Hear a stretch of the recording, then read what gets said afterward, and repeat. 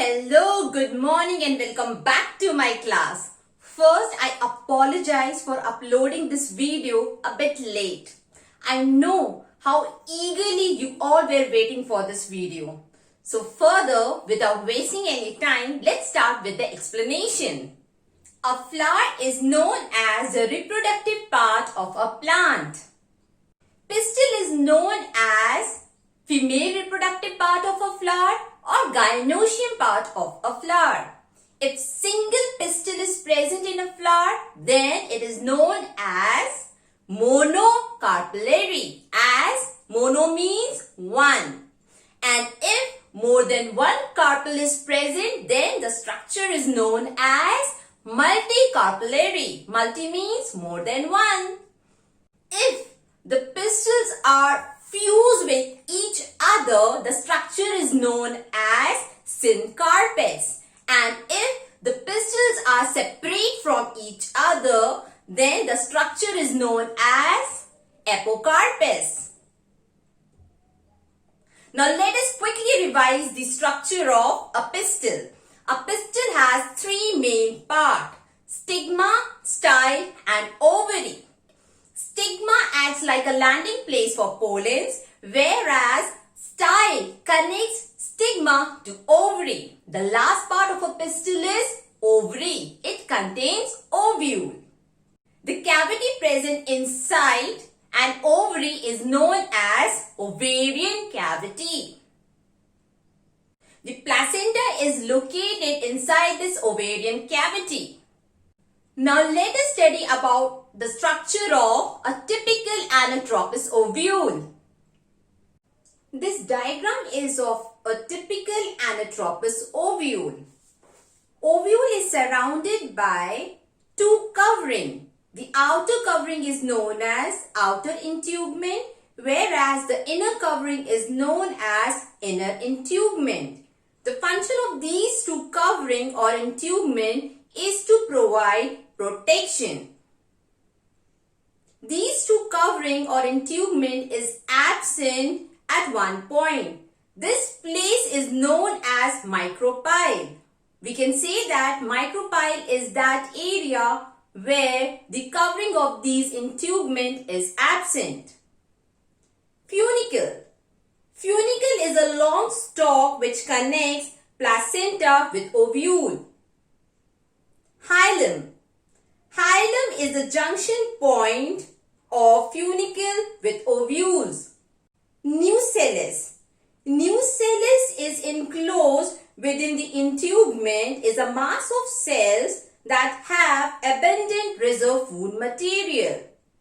Or we can say that nucellus acts like a food reservoir. Located in the nucellus, there is a sac called embryo sac. An ovule has two poles, micropylar pole which has micropyle, whereas the base of the ovule is known as chalazal pore. An ovule generally has a single embryo sac. Our next topic is Megasporogenesis, the process of forming megaspores from megaspore mother cell or MMC is termed as Megasporogenesis. We will study about Megasporogenesis through a flow chart. The nucellus cell present near the micropylar region differentiate to form megaspore mother cell. Megaspore mother cell is a diploid cell. Megaspore mother cells undergoes first meiosis division and produces two megaspore. As they are two in number, they are known as megaspore dyad. Further, these two megaspores undergoes second meiosis division and produces four megaspores. As they are four in number, they are known as megaspore tetrad. Out of these four megaspore, only one is functional while other three megaspore degenerate. The functional megaspore further undergoes First mitosis division. After the first mitosis division, the nucleus of functional megaspore produces two nucleus. These two nucleus undergoes second mitosis division to produce four nucleus. Further, these four nucleus undergoes third mitosis division and produces 8 nucleus. After the 8 nucleate stage, cell walls are formed, leading to the organization of the typical female gametophile or embryo sac. So children, remember the formation of haploid megasporocytes from diploid megaspore mother cell is known as Megasporogenesis. Now let us see the distribution of cells in a mature embryo sac.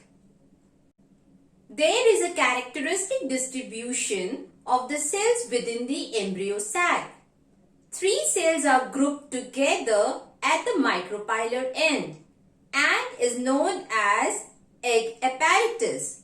The egg apparatus has 3 cells. 2 cells are known as synergids, whereas 1 cell is known as egg cell. 3 cells are present at the chelazal end and are known as antipodals. There is a large central cell which has 2 polar nuclei. So, we can say that mature embryo sac has 7 cell and 8 nucleus. Why 7 cell? Just count the total number. 3 on upper side, 3 on lower side and 1 at the center. So, it makes a total sum of 7 cells. Whereas, mature embryo sac has 8 nucleus. Why 8 nucleus? Just count. 3 cells are present at micropylar end having 3 nucleus, whereas 3 cells which are present at chelazal end has 3 nucleus. 3 and 3, 6. Whereas the central cell has 2 free nuclei. Now add 2. 6 plus 2 makes 8 nucleus. This is the reason why a typical angiosperm embryo sac at maturity has 8 nucleus and 7 cell. There is a special cellular thickening at the micropylar tip. This structure is known as filiform apparatus. Filiform apparatus plays an important role in guiding the pollen tube to enter embryo sac. Or we can say that filiform apparatus which is present near the micropylar tip helps or guides the pollen tube to get into the synergids. Our next topic is pollination. What is pollination? The transfer of pollens from anther to stigma of a flower is known as pollination.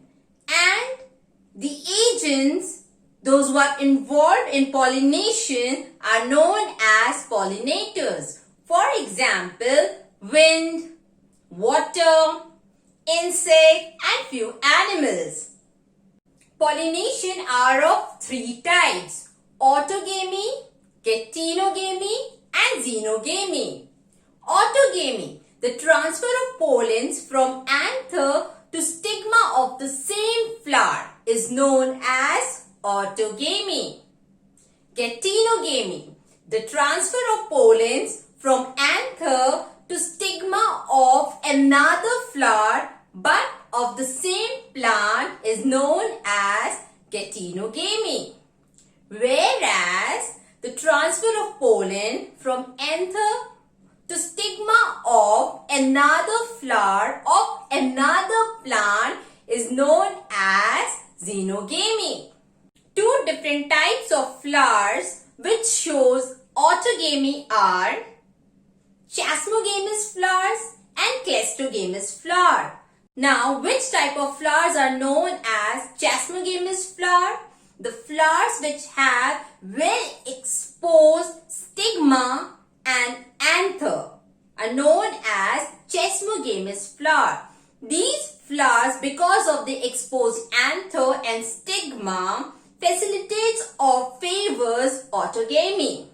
Whereas cleistogamous flowers are those flowers which do not open at all. So, there is no chance of cross-pollination. Cleistogamous flower shows only autogamy.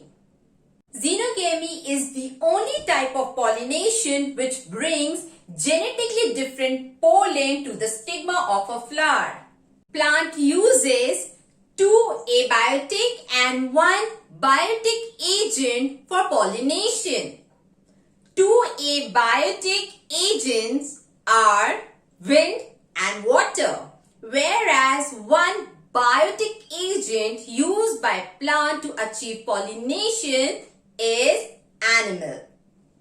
Animals over here include reptiles, mammals, birds and insects. Pollination by wind is known as anemophily. The plants which show amenophily have light-weighted pollen which are generally dry and have wing so that they can be easily carried by the wind. The stigma of the flower is large, sticky and feathery just to trap the pollen present in air. Stamens are well exposed so that the pollen grains can be easily dispersed by the wind. Numerous flowers are present together to form inflorescence. Pollination by water is known as hydrophily. As the pollens are released in water, to protect it from wetting, there is a protective covering called mucilaginous covering. In seagrass, the female flower is present under the water or remains submerged in water to receive pollens present in water. In these plants, the pollens are generally long and needle-like. In Vallisneria, the female flower stalk is coiled to reach the surface of water to receive pollens. The pollens in Vallisneria is dispersed or carried away by the passive current of water. Just to receive the pollens, the female flower stalk is coiled to reach the upper surface of the water. Pollination by insect is termed as entomophily. Flowers are generally sticky, large and have bright colors just to attract the insects. These flowers produces a sweet smelling nectar to attract insect. Sometimes these flowers secrete a foul odor to attract insect like beetle and flies. Some of the flowers provide safe place for the insects to lay eggs. For example, Amorphophilus. Another interesting example where a plant provides a safe place for an insect to lay egg is plant yucca and moth. The moth deposits its egg in the locule of the ovary and the flower in turn gets pollinated by the moth. The larvae of the moth come out of the eggs as the seeds start developing. In this way, both the species are benefited. The plant, or I should say the flower, gets pollinated by moth, whereas a moth gets a safe place to lay egg. Pollen-pistil interaction. All the events including the deposition of pollen on stigma until the entry of pollen tube in ovule are together termed as pollen-pistil interaction. Children, one point to remember. only the compatible pollens or pollens of the same plant species are encouraged by pistil for the growth and development of pollen tube, whereas the incompatible pollens or pollens from different plant species or sterile pollens are discouraged by pistil and do not allow the growth of pollen tube. The pollen tube grows through stigma and style to reach ovary for fertilization. The pollen tube grows from stigma and style to reach ovary for fertilization. Children, our next topic is inbreeding depression. What is inbreeding depression?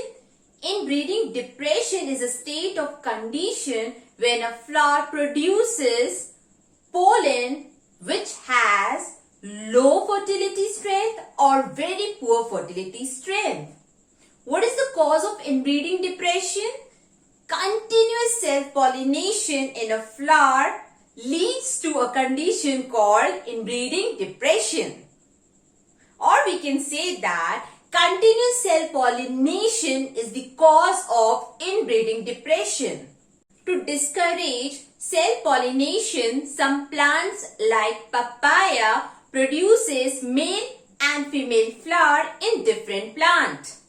Some plant species like maize and castor produces unisexual flower just to discourage self-pollination. Self-incompatibility. What is self-incompatibility? It is a genetic mechanism in which a plant or a flower rejects its own pollen and hence preventing self-pollination. In some species, the position of anther and stigma are located on a different position so that self-pollination can be prevented.